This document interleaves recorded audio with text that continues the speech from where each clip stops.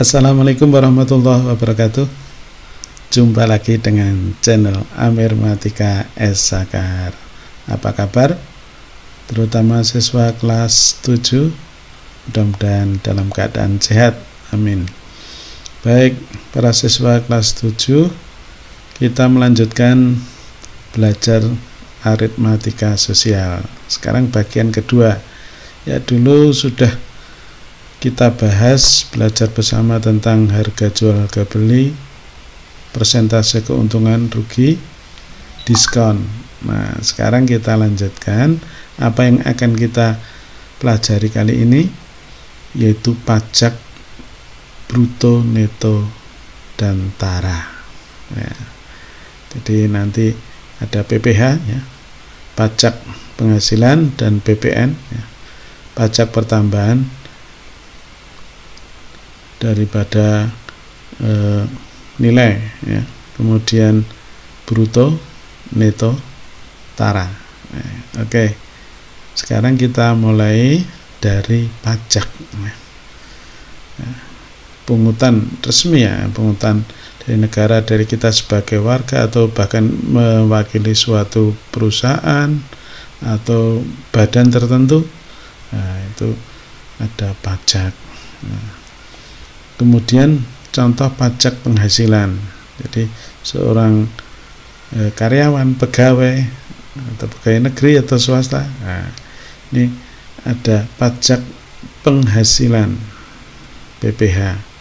Sebagai contoh demikian, ya. Gaji Pak Barkah 4.500.000 per bulan. Dengan penghasilan tidak kena pajak Rp1.500.000. Jika besar pajak penghasilan adalah 15%, maka berapakah gaji yang diterima Pak Barkah sebulan? Nah, ini kita pahami dulu.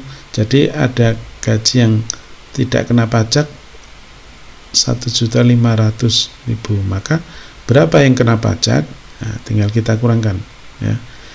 Gaji yang kena pajak 4.500.000 ini dikurangi yang tidak kena pajak 1.500.000, sehingga yang kena pajak 3 juta. Kemudian berapa besarnya pajak? 15%, ya. Pajak penghasilan 15%, 15 per 100 kali 3 juta. Ini yang kena pajak tadi, gaji yang kena pajak 3 juta, dikalikan 15 kali 3, 45. Ini nolnya hilang 2, sehingga masih 4. Nah, 450.000. Ini besar pajak penghasilannya, sehingga gaji yang diterima oleh Pak Barkah adalah 4.500.000 dikurangi PPH-nya 450.000, sebesar Rp4.050.000. Oke, bisa dipahami, ya. Baik. Sekarang contoh kedua, pajak pertambahan nilai. Kadang kita membeli sesuatu dikenakan pajak, suatu barang. Bahkan sekarang di restoran yang besar itu kita makan, jajan di sana juga kena pajak. Nah, sekarang contohnya, Mita membeli sebuah laptop seharga Rp7.500.000 dan dikenakan pajak pertambahan nilai atau PPN, ya, sebesar 10%. Berapa jumlah uang yang harus dibayarkan Mita? Baik, maka kita bisa selesaikan, kita hitung besarnya pajak. Pajak PPN-nya kan 10%, berarti 10 per 100 kali harganya Rp7.500.000. Maka tinggal ini nolnya 1, ini masih hilang 1, tinggal 4. Maka 75 nolnya 4, 750.000. Ini besar pajaknya, sehingga yang harus dibayar berapa? Harganya tadi 7.500.000 ditambah 750.000. Maka yang harus dibayarkan sebesar 8.250.000. Nah, oke, bisa dipahami ya. Baik, itu tentang pajak. Sekarang kita belajar tentang bruto neto tara. Apa itu? Yang kita sering tahu neto ya. Ya, kita contohnya ini. Sekarung beras, ini brutonya 15 kg, neto 14,99 kg. Sebagai ilustrasi atau gambaran ini ya. Ini ada bungkus, ada isinya. Ini bungkus saja, ini isinya saja. Nah, bruto itu berat kotor ya. Berat kotor itu ya bungkus dan isinya. Nah, sedangkan neto itu berat bersih, isinya saja. Nah, jadi kalau tara itu selisih bruto dengan neto. Jadi bruto dikurangi neto itu tara, atau bungkusnya ini tara. Nah, itu gambarannya seperti itu. Jadi kalau kita membeli minyak neto 1000 ml, nah, berarti isinya 1000 ml itu isinya. Atau kita membeli gula neto 1 kg, jadi yang 1 kg itu gulanya saja, bukan berat bungkus dan gulanya. Nah, neto itu isinya, berat bersihnya. Baik, untuk memahami itu, nah, kita ambil contoh ini aja. Nah, ini brutonya 15 kg, kemudian netonya 14,99 kg. Taranya berapa? Berarti berat bungkusnya ini, nah, karungnya ini berapa? Maka tinggal mengurangkan. Taranya 15 dikurangi 14,99, bruto dikurangi netonya, maka diperoleh 0,01 kg, atau kalau dijadikan gram itu 10 gram. Jadi berat karungnya 10 gram. Baik, kemudian apa yang bisa kita simpulkan dari itu, hubungan bruto neto tara? Maka bisa kita simpulkan bruto itu penjumlahan dari neto dengan tara, sedangkan neto itu bruto dikurangi tara, sedangkan tara itu bruto dikurangi neto. Ya, ini hubungan dari ketiganya. Sekarang untuk lebih memahami, kita berikan beberapa contoh. Contoh yang pertama, pemilik toko bangunan membeli satu kotak paku dengan harga Rp310.000. Setelah ditimbang, ternyata berat seluruhnya 100 kg. Jika taranya 2% dan paku dijual dengan harga 3.500 per kilogram, berapakah keuntungan pemilik toko itu? Nah, ya, kita pahami dulu. Kita yang diketahui apa harga belinya. HB itu harga beli ya, dengan 310.000. Kemudian bruto 100 kg ya, ini tadi udah ditimbang, ternyata 100 kg. Taranya 2%, berarti 2/100 kalikan brutonya ini 100 kg. Jadi tara itu kalau dalam persen, persentase dari bruto.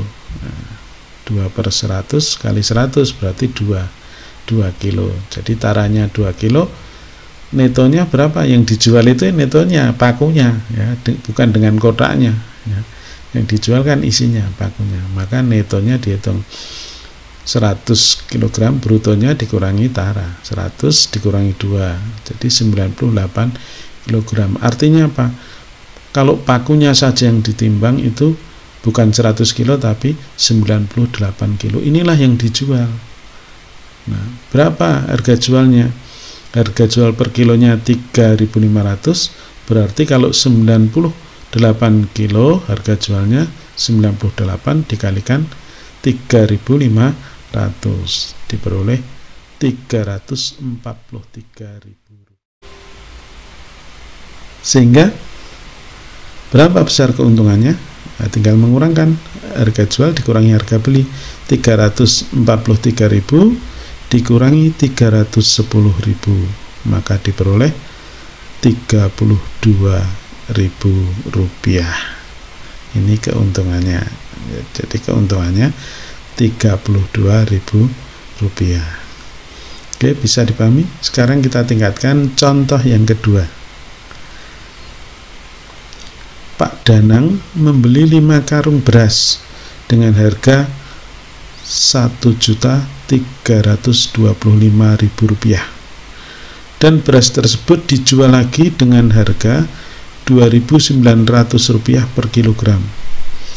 Jika setiap karung beras tertulis bruto 100 kg, tara 2 kg, maka keuntungan yang diperoleh dari penjualan beras adalah, nah sekarang seperti tadi kita tuliskan harga belinya 1.325.000. Kemudian brutonya 5 ini karena 5 karung, satu karungnya 100 kg ya brutonya, berarti 500 kg.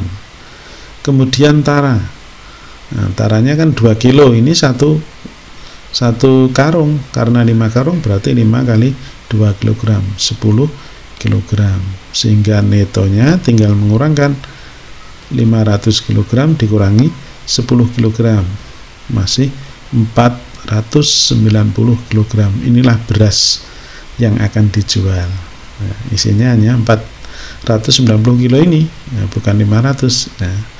Nah, sekarang harga jualnya berapa? Tinggal mengalihkan. Kalau tadi per kilonya 2.900, maka harga jualnya 490 dikalikan 2.900 diperoleh 1.421.000. Sehingga besar keuntungannya tinggal mengurangkan harga jual dikurangi harga belinya, 1.421.000 dikurangi 1.325.000 rupiah, maka diperoleh 96.000, sehingga jawabnya yang B.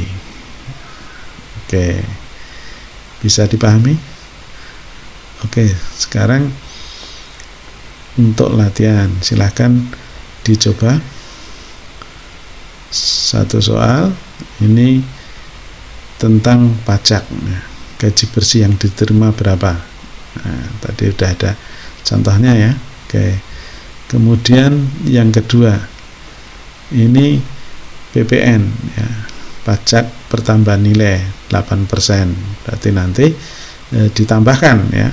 Kemudian ini tambahannya karena membayar cash dapat diskon potongan 5%, terus nanti bayarnya tunai nanti harus bayar berapa. Nah, ini oke. Kemudian yang ketiga ini membeli sepeda, nah, dikenakan pajak ya, pajak penjualan. Kemudian harganya sekian, karena kena pajak sehingga membayarnya menjadi 1.491.000. Seharusnya harganya 1.420.000.